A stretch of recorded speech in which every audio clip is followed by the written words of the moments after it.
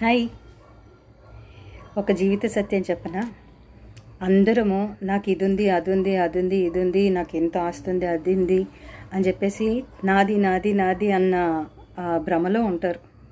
నువ్వు పుట్టినప్పుడు మరి నిన్నొకరికి అంటారు, నీకు పేరు ఒకళ్ళు పెడతారు, నువ్వు పెరిగేటప్పుడు నీకు చదువు ఒకటి చెప్తారు, మరి నీకు సమాజంలో గౌరవం ఇంకొకళ్ళు ఇస్తారు. నువ్వు పుట్టినప్పుడు స్నానం ఒకళ్ళు చేయిస్తారు, నువ్వు చచ్చేటప్పుడు స్నానం ఒకళ్ళు చేయిస్తారు. మరి నువ్వు కష్టపడి సంపాదించిందంతా ఇంకెవరో అనుభవిస్తారు.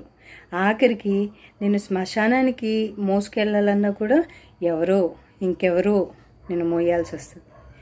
ఏది నీదంటూ ఏది ఉండదు ఈ లోకంలో. అవునంటారా కాదంటారా?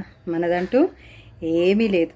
మన జీవితము మన యొక్క ప్రాణం తప్ప, అది పోతే అంతా సున్నా. కాబట్టి నాది నాది నాది అన్న ఇంటెన్షన్ మార్చుకుందాం.